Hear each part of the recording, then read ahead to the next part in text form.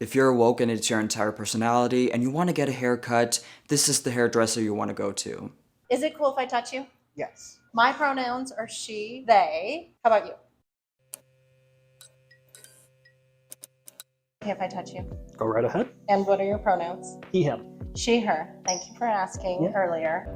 Okay, is it okay if I touch you? Yeah. Okay, cool. And what are your pronouns? They, them. She, they. I'm Yes. glad we exchanged those. Yes. Okay. Right. Is it cool if I touch you? Yes. Am I in here? Yes, I am. Yeah. Right? Yeah, I am. Yes. Cool. All right, so it's cool if I touch you. Yeah. My pronouns are she, they. How about you? My pronouns are they, them. Okay, cool. Like, what are your pronouns, by the way? Oh, they, them. Okay, Thank cool. you for asking. Yes. She, her. Okay, Okay, is awesome. it okay if I touch you? Yeah. All right, of course. awesome. How else are you going to cut people's hair? Via Bluetooth? Or do you want to charge your customers for cutting their own hair? To be honest, I have a hard time gathering all my thoughts about this. I'm trying to figure out how to explain why this hairdresser annoys me so much. Don't worry, I'm gonna go into the whole pronoun thing and the consent thing, but before I do, please remember this. What she's doing has nothing to do with wanting to respect others. It has nothing to do with trying to be more kind. This behavior most likely comes from narcissism. She wants to show you how great she is. Not only is she desperate for attention and affirmation, she thinks she's better than you. She's a better person than you. Her TikTok videos are tutorials on how to be a good person, and she's the teacher. So just remember that what she's doing doesn't really matter. So whenever you see a video like this, just notice not what they're doing, but why they're doing it. Not only does this woman think that she's a teacher, people who are really woke constantly play this game called Who's the Most Tolerant Person in the Room? And here's how you win this game. You can't. It's impossible. Even this hairdresser is probably not woke enough according to this game. But to talk a little bit about the pronoun thing, don't ask what people's pronouns are. It's weird, and it doesn't make sense to ask anyone. As in, anyone. You see, when I address you, when I speak to you, I use something in grammar called second-person pronouns. I'm the speaker, the first person, and you are the second person. And when I'm speaking to a second person, what I do is I use the pronouns you, your, yours, and so on. So I'll say, hi, how are you? How was your day? It would be really strange if I somehow managed to slip in a he or a she. Hello, how are she? We don't do that. It sounds completely wrong. If you want to offend me, which is actually possible, believe it or not, ask me, what pronouns do you use? The reason why it's truly disrespectful and offensive to ask real transsexual people is because we work really hard to look like the opposite sex. We do very dramatic things to our bodies, to our lives, in order for strangers to assume what we want to be called. If you ever ask a transsexual this question, they're gonna take it personal and it makes them insecure, like, oh, don't I look like a man today? Don't I look like a woman today? Why do you need to ask? Do I look like I'm in between genders? Which is not a thing, but is that how I look today? Because that's not the point of me transitioning, me alleviating my gender dysphoria. I know the situation would be quite different if you personally know someone who's trans, but they haven't transitioned yet, they don't pass. However, when I was in that situation, I still didn't ask people, please call me he and him. I came out, I said, I want to live my life as a guy, I want to change my name to Marcus, and then, for some odd reason, the people around me tried to call me he and him, without me asking. Is it because I already said I want to live my life as a man, and I want to be called Marcus, and you can only call Marcus a he, him? Or are they psychics?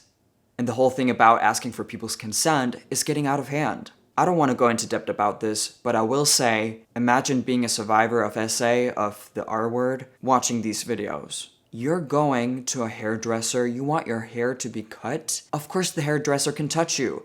Have to touch you. And for the people who believe that it's a good idea, in all situations, to ask for people's consent if you want to touch them, you're being disgustingly so disrespectful to the people who have been the R word, who've been SA'd. You're making a mockery of what they've been through. If you're offended by my work, my salon, my existence, keep commenting on my videos if it makes you feel valid and heard. That is, I assume her salon is all about, even if you don't agree with it.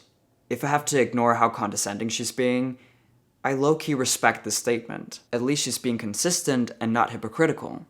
But yeah, very condescending. If you have a problem with me and my opinions and what I do, please share it with me. Ya haram, I can help you. I think by stating this, she thinks she's being a badass and like, oh, I don't care about my haters, but it's still very cringe. This statement is also quite offensive to me. It's a screenshot from one of her videos and it says, when femme clients come in and want to shave their heads or cut off all their hair. Why do I think it's offensive?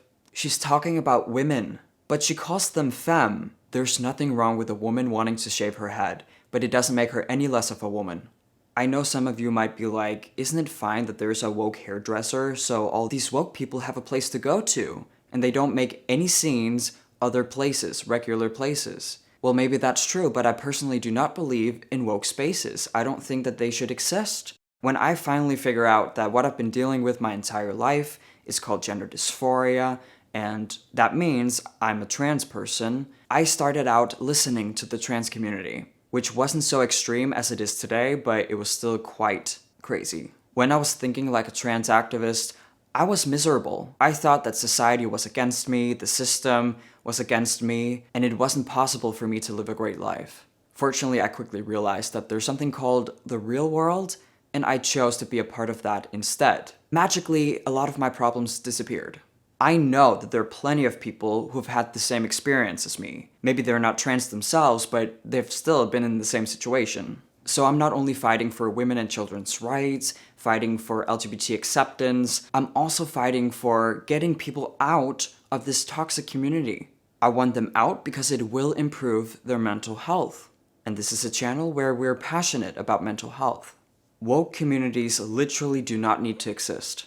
Wokeness does not only harm society, the majority of all people who are not involved in woke spaces, wokeness is also harming the people who are in woke spaces.